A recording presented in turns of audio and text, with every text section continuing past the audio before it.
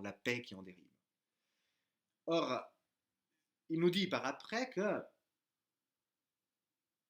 ce caractère évanescent a été peu à peu cultivé. C'est-à-dire, le rituel lui-même, par exemple, est déjà une étape de cultivation de l'atmosphère.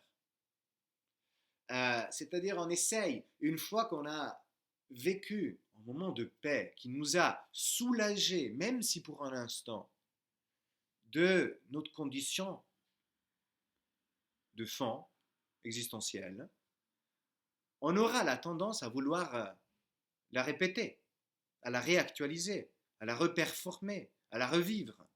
Et cela va nous amener à ritualiser notre rapport. Donc, du coup, on passe de la paix conspirative, on sort et on arrive dans la sphère de la ritualisation, qui commence déjà quelque part une formalisation des rapports, des événements, etc. Cultiver, la culture signifie aussi cycliquement répéter et renouveler l'atmosphère. Euh, alors, on a passé un seuil là, on a passé deux en réalité, si on pense à. Voilà, ce schéma, il est divisé, vous le voyez, en 8 cadrans: immanence, évanescence, ritualisation, garantie, transcendance, institution, coup de théâtre et exigence.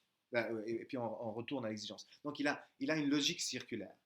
Et le passage entre un cadran et l'autre est marqué toujours par un seuil. Dans ce cas, l'exigeant ou l'hospitalité exigeante est le seuil du lien, c'est-à-dire il marque un changement euh, dans la qualité du lien.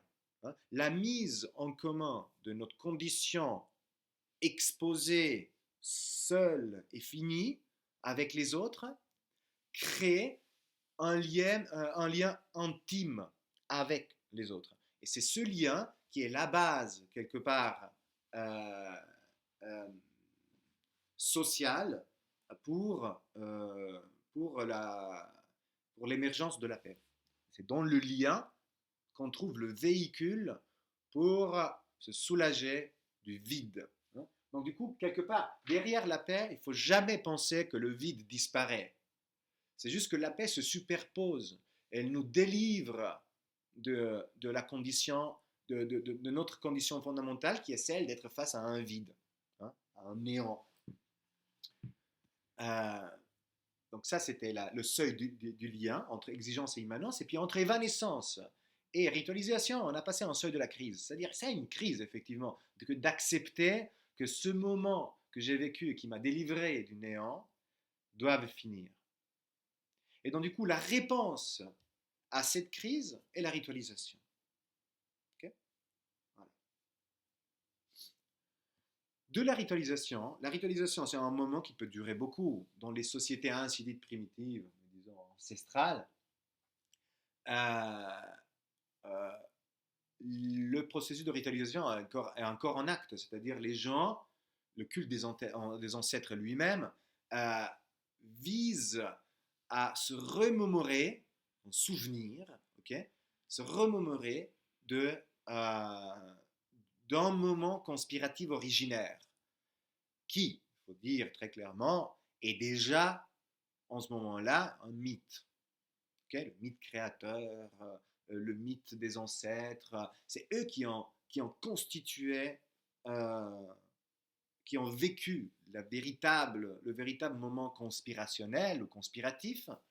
Ce qu'on vit, nous, c'est pas un substitut, c'est quelque part déjà un substitut, mais c'est une réactualisation, une cultivation de cette même atmosphère. C'est comme si cette atmosphère était une ressource qu'on essaye de renouveler à chaque fois pour maintenir ce nous et pour maintenir la communauté vivante. Or, à la fin, le processus de ritualisation, il a une sorte de side effect, de fait collatéral, qui est celui de commencer à distribuer des identités. Il y a le maître du rituel, euh, il y a les fidèles, il y a celui qui danse, il y a celui qui chante. Les rituels peuvent devenir très très complexes. Et quelque part, il y a une distribution de rôles. Hein. Ce n'est pas encore une distribution d'identité, mais c'est une distribution de rôles, quoi. Et, euh, et de toute façon, c'est quelque part, ce souvenir peut aussi euh, devenir un souvenir nostalgique, hein, dans le sens que quelque part on voit se distancier, se passer, et jusqu'au point où on risque de perdre ce souvenir. Vous voyez? C'est-à-dire que cette possibilité d'être ensemble qu'on réactualise toujours est quand même toujours seulement une possibilité et on pourrait la perdre. Donc du coup, il y a une tentation qui vient et qui est celle de fixer, de protéger une fois pour toutes ce nous, cette, cette paix. Okay, cette paix qui représente le nous, représente notre statut en tant que délivré de la condition humaine fondamentale. C'est pour ça et là on passe un autre seuil, c'est le seuil du possible, okay, et qui quelque part transforme ce souvenir nostalgique en une promesse. Donc quelque part, si dans le souvenir de la ritualisation, on regardait vers l'arrière, vers le moment originaire, un peu mythisé de la conspiration, ici on passe, on regarde vers le futur et on essaye de faire une promesse de maintien de cette communauté et de cette paix. C'est pour ça qu'on passe dans le cadran que nous on a nommé garantie, et quelque part, ceux qui étaient les fonctionnaires, si on veut, de la fonction religieuse, du rituel, devient les garants du maintien de cette paix. Et on lui fait confiance. On a la foi qu'au travers de cet intermédiaire, on va pouvoir toujours accéder à la paix. Alors, le crédit, la foi, c'est égal à crédit. Hein. Donc, on devient tous des créditeurs vis-à-vis d'une personne, d'un sujet qui a un rôle, quoi, ou de rôle acquis, qui est lui-même l'intermédiaire avec une instance qui se fait elle-même garante ultime de cette paix. Et cette instance, justement, en opposition à l'immanence qui était propre à la paix conspirative, devient une entité transcendante. Puisque pour que on ait effectivement la garantie que la paix survive, que ce nous soit là, même quand nous ne sommes pas là, hein, quelque part, qu'on sorte de l'immanence qui est la cause de l'évanescence, on a besoin d'une entité qui soit transcendante, qui soit en dehors de nous, et qui garantisse le maintien de cette paix. Voilà. Et donc du coup, on invente, il peut y avoir des dieux, mais ils peuvent avoir aussi des valeurs. Vous voyez, on peut dire la valeur de la justice, la valeur de la vie éternelle, par exemple. On peut dire la valeur de la santé publique, par exemple, ou la valeur de l'amour. Okay, quelque part, si ici, on peut penser à deux personnes qui, de façon très somatique, très corporelle, tombent amoureux dans la passion et confondent leur corps et leurs esprits dans une sorte de marasme d'odeurs et de liquides, etc., un acte sexuel libéré et fusionnel.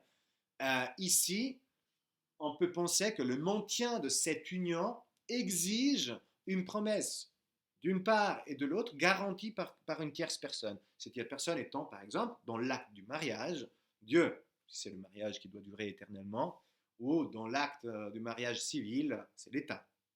Donc, inévitablement, quelque part, la transcendance amène à l'institutionnalisation de ces pratiques.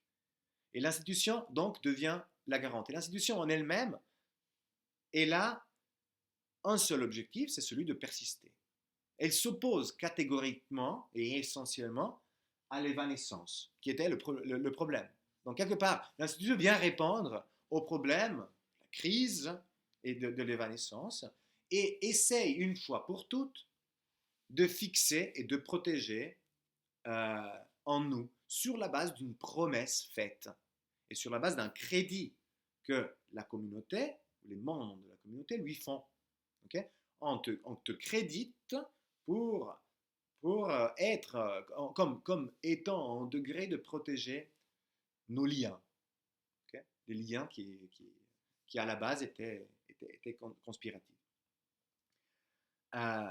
donc l'institution devient, et là on le voit, une sorte de banque ou d'assurance. Et ça, ce seuil-là est la projection ou la continuation du seuil du lien. C'est-à-dire, si ici le lien était encore un lien, un lien euh, euh, disons, entre hommes, entre nous, c'est encore nous, ok? Là, on choisit, nous, de déléguer ce lien, au travers de la foi, à une entité transcendante, garante, qui prend les formes d'une institution ou s'institutionnalise en dernière instance. Donc la paix, donc d'une conspiration, on passe, nous dit Illich, à une conjuration. Alors si conspirare vient du latin conspirare, respirer avec, conjuratio, ça veut dire jurer avec, ça veut dire prêter serment ensemble, se soumettre volontiers ou volontairement à des conditions. C'est pour ça que le caractère évanescent de l'atmosphère se transforme inévitablement dans le caractère presque machinal du management de cette atmosphère, c'est-à-dire dans l'air conditionné. Euh, et jusqu'ici, tout va bien, dans le sens pourquoi pas, vous voyez, euh, pourquoi pas ne pas protéger ce qu'il y a de plus précieux? Pourquoi pas ne pas protéger ce qui nous délivre de notre condition ahurissante et insoutenable d'exposition, de fragilité, de vulnérabilité, de solitude, de finitude? Si on sait qu'on peut exister dans la communauté et la communauté prend en charge notre existence, ben voilà, c'est une belle affaire. C'est une très bonne affaire, je dirais.